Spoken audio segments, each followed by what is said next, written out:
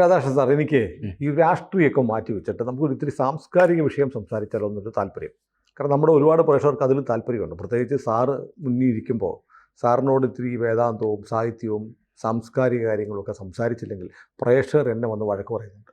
ഞാനിങ്ങനെ ആലോചിക്കുകയാണ്, നമ്മൾ ഈ കവികളെക്കുറിച്ച് ആലോചിക്കുമ്പോൾ ആശാൻ, ഉള്ളൂർ, വള്ളത്തോൾ അല്ലേ, മഹാകവിത്രയം 3 പേര്.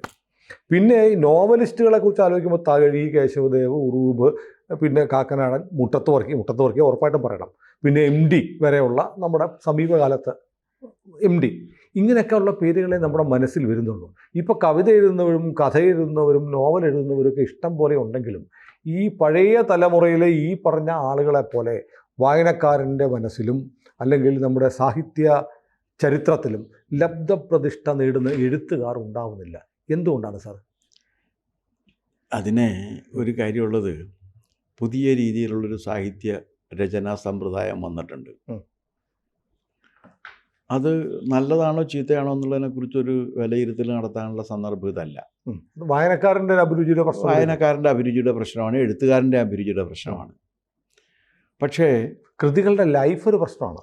അല്ല, അവർ സധൈര്യം മുന്നോട്ട് വരികയും അവർ ആരുടെയും മുഖത്ത് നോക്കാതെ അവർക്ക് എഴുതാനുള്ളത് എഴുതി വായനക്കാർക്ക് കൊടുക്കുകയും വായനക്കാരത് സ്വീകരിക്കുകയും ചെയ്യുന്നുണ്ട് എന്നുള്ളതും ഒരു വസ്തുതയാണ്. പക്ഷെ അതിനകത്ത് വേറെ പ്രശ്നമുണ്ട്. ഇപ്പോൾ ഞാൻ പേരൊന്നും പറയുന്നില്ല, ഇപ്പോൾ സമീപകാലത്ത് ഏറ്റവും കൂടുതൽ വിൽക്കപ്പെട്ട ഒരു പുസ്തകം വെറും പൾപ്പ് സാഹിത്യമാണ്. പൾപ്പ് സാഹിത്യമാണ്. അതല്ലല്ലോ സാഹിത്യം. അല്ല, അത് സാഹിത്യം എന്ന് ഞാൻ മുട്ടത്ത് വർക്കിയെ കൊടുത്ത് പറഞ്ഞ ആളാണ്. അല്ല, മുട്ടത്ത് വർക്കി നിങ്ങൾ എന്തൊക്കെ പറഞ്ഞാലും ശരിയാണ്. മലയാളിയെ വായനാശീലം പഠിപ്പിച്ചവരിൽ പ്രമുഖനായിട്ടുള്ളൊരു എഴുത്തുകാരൻ മുട്ടത്ത് വർക്കി, കോട്ടയം പുഷ്പനാഥ്. അല്ല, മുട്ടത്ത് വർക്കിയാണ്. ഞാൻ മുട്ടത്ത് വർക്കിയുടെ കൃതികൾ വായിച്ചിട്ടുള്ളത്. ഒരു കുടയും കുഞ്ഞുമകളൊക്കെ വായിച്ച് ഞാൻ കരഞ്ഞിട്ടുണ്ട്. അല്ല, ഒരു കുടയും കുഞ്ഞുമകളും ഞാനത് വായിക്കുകയും ഞാൻ കരയുകയും ചെയ്തിട്ടുണ്ട്. ഇന്നും എന്നെ സ്വാധീനിച്ചിട്ടുള്ള പുസ്തകങ്ങളിൽ ഒന്നായിട്ട് ഞാൻ ആദ്യം വായിച്ച നോവലും ഒരു കുടയും കുഞ്ഞുമങ്ങളുമാണ്. അത് പഠിക്കാനുണ്ടായിരുന്നു, അങ്ങനെ വായിച്ചതാണ്. അതൊക്കെ മനുഷ്യരുടെ മനസ്സിൽ അതിനകത്തൊക്കെ ഞാൻ ഓർക്കുന്നുണ്ട്. ഇവർ ഈ 2 കുട്ടികൾ ഇങ്ങനെ ഒരു കാളവണ്ടിയുടെ പുറകിലിരുന്ന് പോകുമ്പോൾ ആകാശത്തെ നക്ഷത്രങ്ങൾ ചൂണ്ടിക്കാണിച്ചിട്ട് അത് അപ്പനും അമ്മയുമാണ് എന്ന് ഈ കുട്ടികൾ പറയുന്ന ഒരു രംഗമൊക്കെ എനിക്ക് ഇപ്പോഴും ഓർമ്മയുണ്ട്. എത്രയോ വർഷങ്ങൾക്ക് മുമ്പ് വായിച്ചാണ്, പതിറ്റാണ്ടുകൾക്ക് മുമ്പ്, 6 പതിറ്റാണ്ടുകൾക്ക് മുമ്പ് അല്ലെങ്കിൽ ഒക്കെ വായിച്ചൊരു കാര്യം നമുക്ക് ഉണ്ട്. മുട്ടത്ത് വർക്കിക്ക് അങ്ങനെ വലിയൊരു ഇതുണ്ട്. അത്തരത്തിലുള്ള എഴുത്തുകാരിപ്പോൾ ഉണ്ടാകുന്നുണ്ടോ എന്ന് ചോദിച്ചാൽ എൻ്റെ അറിവിലില്ല. പക്ഷേ ചില എഴുത്തുകാർ വരുന്നുണ്ട്. അവർ ലക്ഷക്കണക്കിന് കോപ്പികൾ വിൽക്കുന്നുണ്ട്. അങ്ങനെ ലക്ഷക്കണക്കിന് കോപ്പി വിറ്റ ചില എഴുത്തുകാരുടെ ഇതുവരെ ഞാനൊരു വാർത്തയായിട്ട് വായിച്ചു. അല്ല, ഈ അടുത്തിടയ്ക്ക് ഈ DC ബുക്സിൻ്റെ നോവൽ മത്സരം ഉണ്ടായിരുന്നല്ലോ. അതിൽ ജൂതൻ എന്ന് പറഞ്ഞ ജൂതന്മാരുടെ കഥ പറയുന്ന ഡയസ്പോര എന്ന് പറയുന്ന നോവൽ വന്നു. കൊച്ചിയിലെ അവസാനത്തെ ജൂതൻ അയാളുടെ ജന്മനാട്ടിലേക്ക് പോണോ വേണ്ടയോ എന്നുള്ള ഒരു ശ്ലോമമുത്ത എന്ന് പറയുന്ന കഥാപാത്രം. സുരേഷ് കുമാർ V എന്ന് പറയുന്ന അത്യാവശ്യം കഥകളൊക്കെ അറിയപ്പെടുന്ന ആളാണ്. അസാധ്യ നോവൽ എന്ന് പറഞ്ഞാൽ അതിഗംഭീരമായ നോവൽ. എനിക്ക് തോന്നുന്നത് മലയാളത്തിലെ ക്ലാസ് നോവലുകൾ എന്ന് പറയാവുന്ന തരത്തിൽ ഒരു നോവൽ വന്നു. നമ്മൾ കേട്ടിട്ടില്ലാത്ത, മുൻപ് അധികം കേട്ടിട്ടില്ലാത്ത ഒരു എഴുത്തുകാരുടെയാണ്. അല്ല, അത് എഴുത്തുകാരൻ അങ്ങനെ തന്നെയാണ് വരുന്നത്. മുൻപ് കേട്ടിട്ടില്ലാത്ത എഴുത്തുകാരായിട്ട് വന്നിട്ടുള്ളവരാണ്. ഈ നോവൽ സാറ് കിട്ടിയാൽ നോക്കണം. ഞാൻ കിട്ടിക്കഴിഞ്ഞാൽ തീർച്ചയായിട്ടും ഞാൻ കിട്ടിക്കഴിഞ്ഞാൽ തീർച്ചയായിട്ടും വായിക്കുന്നതായിരിക്കും, അല്ലെങ്കിൽ തേടി പിടിച്ച് വായിക്കുന്നതായിരിക്കും. നിങ്ങൾ പറഞ്ഞ ഡയസ്പോറ. അല്ല, ജൂതന്മാരുടെ കഥ എനിക്ക് താല്പര്യം ഉള്ളതുകൊണ്ട് വായിക്കുക തന്നെ ചെയ്യും. ഈ MT വാസുദേവൻ നായർ വരുമ്പോഴും ഈ പ്രശ്നം ഉണ്ടായിരുന്നു. അന്ന് വലിയ ഘടാഘടകന്മാർ നിൽക്കുന്ന സമയത്താണ് MT വന്നേക്കുന്നത്. അപ്പോൾ പുതിയ എഴുത്തുകാരൊക്കെ എപ്പോഴും അങ്ങനെയാണ് വരുന്നത്. പക്ഷേ ഈ പുതിയ എഴുത്തുകാരെ കണ്ടെത്തിയിട്ട് അവർക്കൊരു വേദി ഒരുക്കി കൊടുക്കാനും അവരെ ഈ സാഹിത്യത്തിൻ്റെ വിശാലമായ വീതിയിലേക്ക് കൊണ്ടുവന്ന് അതിൻ്റെ ഭാഗമാക്കി തീർക്കാനും പ്രവർത്തിക്കാൻ ബാധ്യസ്ഥരായ ചില സംഘടനകളുണ്ട്. അതിലൊന്നായിരുന്നു സമസ്ത കേരള സാഹിത്യ പരിഷത്ത്, മറ്റൊന്ന് സാഹിത്യ പ്രവർത്തക സഹകരണ സംഘം.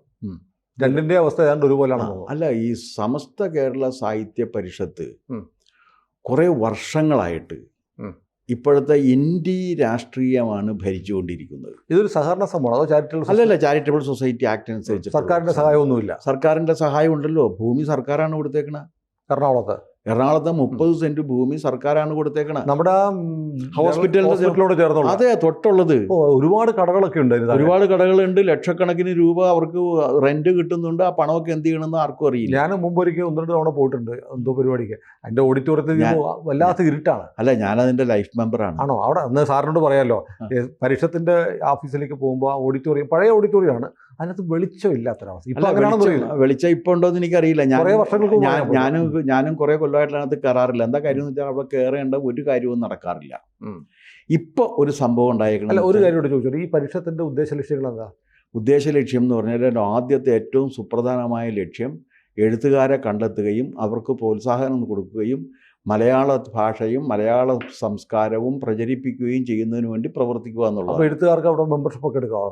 എഴുത്തുകാർക്കേ മെമ്പർഷിപ്പ് കൊടുക്കാൻ പാടുള്ളൂ. പക്ഷേ ഇപ്പോൾ എഴുത്തുകാരുടെ എണ്ണം കുറവാണ് മെമ്പർമാരിൽ. പക്ഷെ നമ്മുടെ നാട്ടിൽ എഴുത്തുകാരെ കൊണ്ടും മുട്ടി വഴി നടക്കാൻ. അല്ല, അത് ശരിയാണ്. ഇപ്പോൾ കേരളത്തിൽ, ഇപ്പോൾ എറണാകുളത്ത് തന്നെ ഒരു 100-200 കവികളുണ്ടാകും.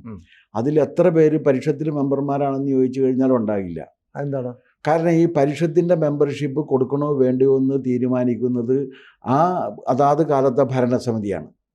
ആ ഭരണസമിതിയിൽ ദൗർഭാഗ്യവശാൽ എഴുത്തും വായനയും അറിയാവുന്നവരുടെ എണ്ണം താരതമ്യേന കുറവായിരിക്കുമെന്ന്. നമ്മുടെ രാധാകൃഷ്ണൻ സാർ അതെ.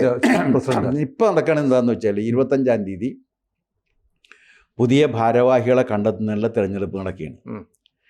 ഈ സി രാധാകൃഷ്ണൻ നിങ്ങൾ പറയുന്ന രീതിയിൽ ഒരു സ്വതന്ത്ര ബുദ്ധിജീവി അല്ല.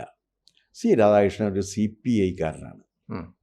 അദ്ദേഹം CPI-യുടെ പാർട്ടി കോൺഗ്രസ്സിൽ വരെ ഡെലിഗേറ്റായി പങ്കെടുത്തിട്ടുള്ള ഒരാളാണ്. അതൊരു കുഴപ്പമാണോ? ഇല്ല, ഒരു കുഴപ്പമില്ല. അദ്ദേഹം CPI-കാരനാണ് എന്നുള്ള വസ്തുത കുഴപ്പം എനിക്കല്ല. ഇത് മറച്ചു വെക്കുമ്പോഴാണ് കുഴപ്പം വരുന്നത്. രാഷ്ട്രീയം ഗുഹ്യരോഗമൊന്നുമല്ലോ മറച്ചു വെക്കാനായിട്ട്. അത് പറയുന്നതിൽ എന്താ കുഴപ്പം? ഒരു കുഴപ്പമില്ല. അപ്പോൾ ഇപ്പോൾ സി രാധാകൃഷ്ണൻ നയിക്കുന്ന ഒരു പാനൽ വന്നു. എതിർവശത്ത് അദ്ദേഹം ഇപ്പോൾ പ്രസിഡന്റാണ്. അതെ, ഇപ്പോൾ തെരഞ്ഞെടുപ്പിന് വീണ്ടും മത്സരിക്കണമല്ലോ. നമ്മുടെ രാജ്യത്ത് അങ്ങനെ ഒരു നിയമം ഉണ്ടായിപ്പോയില്ലേ? റഷ്യയിലോ ചൈനയിലോ ഒക്കെ ആയിരുന്നെങ്കിൽ പിന്നെ ഈ പ്രശ്നമില്ല, ആയുഷ്കാലം ഇരിക്കായിരുന്നു. ഇവിടെ അങ്ങനെയല്ലല്ലോ. ഇവിടെ നിയമം അങ്ങനെ ആയിപ്പോയില്ലേ? എതിർ പാനലുണ്ട്. എതിർ പാനലിൽ കോൺഗ്രസ്സുകാരനായ UK കുമാരൻ നയിക്കുന്ന പാനലാണ്. 2 പാനൽ അറിയപ്പെടുന്ന കോൺഗ്രസ്സുകാരനാണ്. ഇങ്ങനെ അറിയപ്പെടുന്ന CPI-കാരനുമാണ്. CPI-യുടെ എന്താണ് യുവകലാ സാഹിതി, അതിൻ്റെ ഇതായിരുന്നു. അദ്ദേഹം CPI-കാരനാണ്. അത് ഒരു കുഴപ്പമില്ല അതിനകത്ത്. പക്ഷേ CPI-കാരനാണ് എന്ന വസ്തുത മറച്ചു വെക്കുമ്പോൾ മാത്രമേ കുഴപ്പം വരുന്നുള്ളൂ. ചൊല്ലി ചോദിച്ചാൽ എന്താ കുഴപ്പം? ഒരു കുഴപ്പമില്ല. അല്ല, ഇപ്പോൾ അദ്ദേഹത്തിന് CR-ന് അങ്ങനെ രാഷ്ട്രീയം ഉണ്ട്. പിന്നെ ഇപ്പോഴും ഉണ്ടല്ലോ. അത് he has got still connections with CPI. പക്ഷെ ഞാൻ അദ്ദേഹത്തിൻ്റെ ഒരു ക്വാളിറ്റി കണ്ടിട്ടുള്ള ഞാൻ പറയാം. ഞാനും അദ്ദേഹമൊക്കെ ഉൾപ്പെടുന്ന ഒരു എഴുത്തുകൂട്ടം എന്ന് പറഞ്ഞൊരു പുതിയ എഴുത്തുകാരുടെ ഒരു കൂട്ടായ്മയുണ്ട്. അതിൽ അദ്ദേഹം മെമ്പറാണ്. കുറച്ച് മുതിർന്ന എഴുത്തുകാരുണ്ട്. ആ ഗ്രൂപ്പിൽ പുതിയ എഴുത്തുകാർ കഥയോ കവിതയോ ഒക്കെ എഴുതിയിട്ടാൽ CR അത് വായിക്കും, കൃത്യമായി അതിന് അഭിനന്ദനം പറയേണ്ടതാണ് പറയും, അതിൻ്റെ അഭിപ്രായങ്ങൾ പറയും. അതെന്തൊരു പ്രചോദനമാണെന്നറിയോ? അല്ല, തീർച്ചയായിട്ടും. പക്ഷെ അത് സാഹിത്യ പരിഷത്തിൽ അദ്ദേഹം അത് ചെയ്യുന്നില്ല. എഴുത്തുകൂട്ടത്തിൽ ചെയ്യുന്നുണ്ടാകും, സാഹിത്യ പരിഷത്തിൽ അദ്ദേഹം അത് ചെയ്യുന്നില്ല. നിങ്ങൾ കഴിഞ്ഞ 10 കൊല്ലമായിട്ട് സാഹിത്യ പരിഷത്ത് കണ്ടെത്തി വളർത്തിക്കൊണ്ടുവന്നേക്കുന്ന ഒരു യുവ സാഹിത്യകാരൻ്റെ പേര് പറയൂ. പിന്നെ ഒരു കാര്യം, ഒരു ഇവൻറ്റും മെമ്മറബിളായ ഒരു ഇവൻറ്റും കഴിഞ്ഞ 10-15 വർഷമായിട്ട് സാഹിത്യ പരിഷത്ത് നടത്തി ചെയ്യുന്നില്ല. ശരിയാണ്. സാഹിത്യ അക്കാദമിയൊക്കെ വല്ലതും ചെയ്താലായി. ഇപ്പോഴും ഒന്നും ചെയ്യുന്നില്ല. പക്ഷെ ഇപ്പോൾ സംഭവിച്ചിരിക്കുന്ന ഒരു കാര്യം എന്താണെന്ന് വെച്ചാൽ, ഇത് പ്രകടന പത്രിക യുദ്ധം ആരംഭിച്ചു.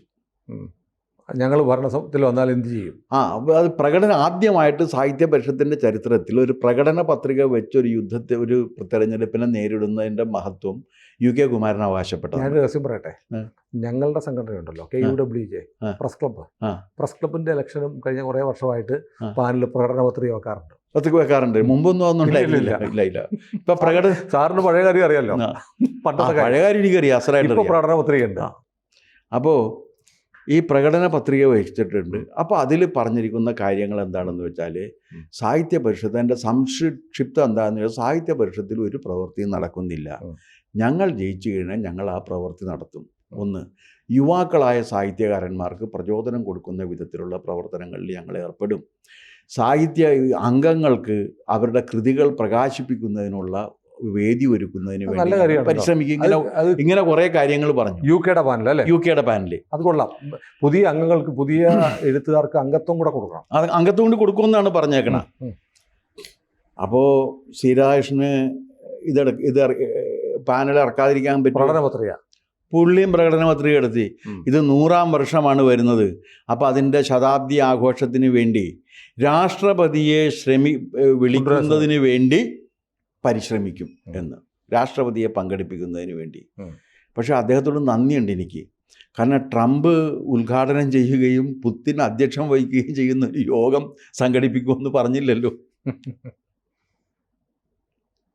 പിന്നെ പറയുന്നത് എന്താണെന്ന് വെച്ചാൽ ഡൽഹി, കൽക്കട്ട, ഗോവ, മദിരാശി, പിന്നെ അബുദാബി തുടങ്ങി ഇങ്ങനെ ലക്ഷദ്വീപ് തുടങ്ങിയ എല്ലാ പ്രദേശങ്ങളിലും ഇത് നടത്തും.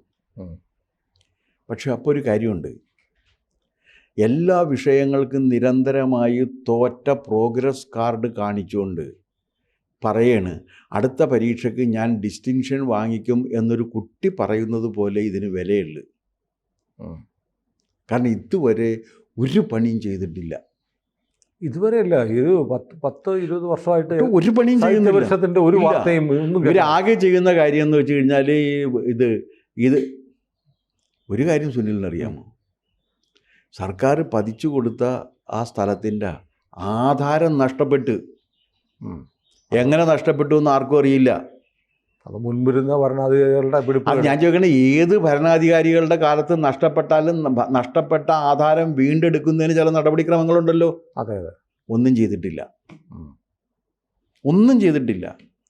ഈ കാലമായതുകൊണ്ട് ഇത് വല്ലയിടത്തും പണയം വെച്ചിട്ടുണ്ടോ ഇല്ലയോ എന്നുള്ള കാര്യത്തിൽ നമുക്ക് ഉറപ്പില്ല. കാരണം ഒരുത്തൻ്റെ ആധാരം പലരും പണയം വെച്ച് കാശ് വാങ്ങിക്കുന്ന മോഡൽ ഇപ്പോൾ നമ്മുടെ കേരളത്തിൽ അംഗീകരിക്കപ്പെട്ടിട്ടുണ്ട്. ഇത് കേരളമാണെന്ന് പറയുമ്പോൾ ആ മോഡൽ കൂടിയുണ്ട്. എല്ലാ കോഓപ്പറേറ്റീവ് ബാങ്കുകളിലും ഇത്തരത്തിലുള്ള ചില ഫ്രോഡുകൾ നടന്നിട്ടുണ്ട് എന്നാണ് ആളുകൾ പറയുന്നത്. എനിക്കറിയില്ല, നടക്കാത്തത് വളരെ കുറവ് സ്ഥലങ്ങളിലാണ്. അപ്പോൾ അങ്ങനെ ഇരിക്കെ ഇതിൻ്റെ ഈ ആധാരം ആരെങ്കിലും എടുത്ത് എവിടെയെങ്കിലും കൊണ്ട് പണയം വെച്ചിട്ടുണ്ടോ എന്നുള്ള കാര്യം പോലും നമുക്കറിയില്ല. പിന്നെ ഇവർ തമ്മിൽ യോജിക്കുന്നൊരു കാര്യം, ഇന്ത്യ ഭരണമാണ്. അവർ കർശനമായിട്ട് അവരോട് യോജിക്കുന്നവരെ അല്ലാത്ത ഒരാളെയും അതിൻ്റെ ഒരു പരിപാടിയിലും വിളിക്കില്ല. നിങ്ങൾ ഒരാളുടെ പേര് പറയൂ. അല്ല, അതിന് വിളിക്കുന്നത് സാഹിത്യ പരിഷത്തിന്റെ പരിപാടി ഒരു 10 വർഷമായിട്ട് അല്ല ഇടക്കിടക്ക് ചില ചർച്ചകളൊക്കെ നടക്കുന്നുണ്ട്, നമ്മൾ അറിയാറില്ല. അല്ല ആരും അറിയിക്കേണ്ട, എന്തിനാ അറിയിക്കേണ്ട കാര്യമുള്ളത്? അറിയിക്കണ്ടല്ലോ. അതിൽ അവർക്ക് താല്പര്യമുള്ള, അവരോട് യോജിക്കുന്ന, അവരെ വിമർശിക്കാത്തവരെ മാത്രമേ വിളിക്കൂ. ഇവരെ ആരെയും വിളിക്കില്ല. ഇത് അനുഭവത്തിൽ എന്ന് പറയുന്നതാണ്. സാറ് മെമ്പറാണല്ലോ അല്ലേ? ഞാൻ മെമ്പറാണ്. കഴിഞ്ഞ 20 കൊല്ലമായിട്ട് എന്നെ അവിടെ ഒരു പരിപാടിയിലും വിളിച്ചിട്ടില്ല.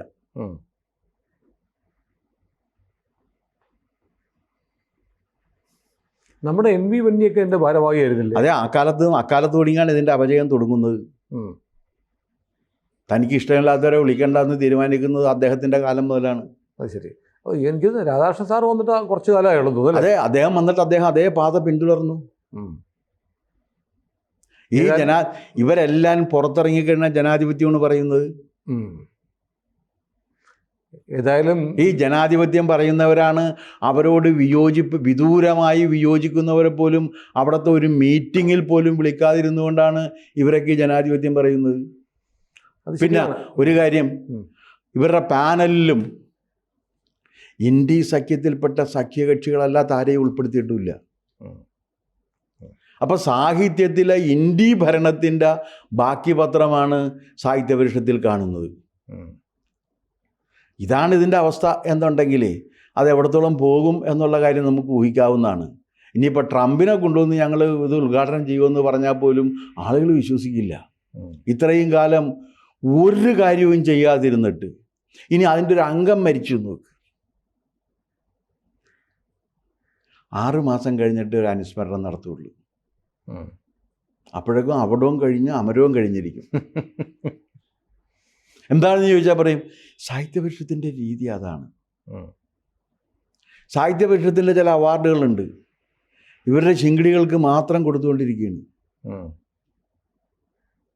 അല്ലാന്ന് പറയട്ടെ, എനിക്ക് അതിലും വിരോധമില്ല. പക്ഷേ പിന്നെ ഈ വലിയ വായിൽ ജനാധിപത്യ അവകാശത്തെക്കുറിച്ച് വീമ്പ് പറയരുത്. ജനാധിപത്യ അവകാശത്തെക്കുറിച്ച് വീമ്പ് പറയുന്നവർ രാഷ്ട്രീയക്കാർ കാണിക്കുന്ന മര്യാദയെങ്കിലും കാണിക്കണം. ഒരാളെക്കുറിച്ചൊരു ഒരു ചരമ ശുശ്രൂഷയുടെ ഭാഗമായിട്ട് അനുശോചന യോഗം വിളിക്കുകയാണെങ്കിൽ എല്ലാ രാഷ്ട്രീയക്കാരെയും വിളിക്കാൻ രാഷ്ട്രീയക്കാർ ഇപ്പോഴും അവസരം കാണിക്കും. ഇവരതും ചെയ്യില്ല. എന്നിട്ടാണ് ഇരുന്നുകൊണ്ട് ജനാധിപത്യത്തെക്കുറിച്ച് മഹത്തായ കാര്യങ്ങളുണ്ട് എന്നൊക്കെ ഇവരിടക്കിടക്കൊക്കെ പറഞ്ഞുകൊണ്ടിരിക്കുന്നത്. ഏതായാലും ഇത്തവണ പാനലും പ്രകടന പത്രികയും വെച്ചുള്ള ഒരു മത്സരം ആയതുകൊണ്ട് അതിനുശേഷം ആര് ജയിച്ചാലും കുറേ മാറ്റങ്ങൾ കൊണ്ടുവരുമായിരിക്കും എന്ന് പ്രതീക്ഷിക്കണം. പക്ഷേ ഇതുവരെയുള്ള അനുഭവം ഏതായാലും UK നന്ദി പറയുന്നു. എനിക്ക് തോന്നുന്നു ഇത്രയും കേട്ടറിയാം. ഞാൻ അതിന് താഴെയുള്ള മെഡിക്കൽ ഷോപ്പിൽ നിന്ന് മരുന്ന് മേടിക്കാൻ വല്ലപ്പോഴും പോകാറുണ്ട് എന്നല്ലാതെ എനിക്കൊരു ബന്ധം അവിടെ ഇല്ല. പിന്നെ UK കുമാരൻ അല്ല, നിങ്ങളെപ്പോലുള്ള മുമ്പ് കഥയൊക്കെ എഴുതിയിരുന്ന ഒരാൾക്ക് പോലും അതിനകത്ത് മെമ്പർഷിപ്പ് ഇല്ലാന്ന് മനസ്സിലാക്കണം. അപ്പോൾ UK ഞാനും തമ്മിൽ ഒരേ സ്ഥാപനത്തിൽ ജോലി ചെയ്തിട്ടുള്ളവരാണ്. കൗമുദിയിൽ അദ്ദേഹം എൻ്റെ സീനിയർ ആയിരുന്നു. പിന്നെ രാധാകൃഷ്ണൻ സാറ് നമ്മുടെ വളരെ അടുപ്പമുള്ള നമുക്ക് സ്നേഹാദരങ്ങളുള്ള ഈ രണ്ടുപേരുടെ കൂടെ ഞാൻ ജോലി ചെയ്തിട്ടുണ്ട്. അതെ, ഇത് അതിൻ്റെ ഒന്നുമല്ല. UK എൻ്റെ സുഹൃത്താണ്, രാധയുടെ CR എൻ്റെ സുഹൃത്താണ് ശ്രീരാധാകൃഷ്ണൻ. പക്ഷെ അതുകൊണ്ട് ഈ കാര്യം പക്ഷെ പറയാതിരിക്കാൻ പറ്റില്ല. അപ്പോൾ രണ്ടുപേരും സൗഹൃദം വിമർശനത്തിന് ഒരു മാനദണ്ഡമാക്കി എടുക്കാൻ പറ്റും. അതെ. ഏതായാലും രണ്ടുപേർക്ക് എൻ്റെ വിജയാശംസകൾ. അത് നന്നായി വരട്ടെ സ്ഥാപനം. ഓക്കെ. കൂടുതൽ വാർത്തകളും വിശേഷങ്ങളും നിങ്ങളിലേക്ക് എത്താൻ ABC മലയാളം സബ്സ്ക്രൈബ് ചെയ്യുക, ബെൽബട്ടനും അമർത്തുക.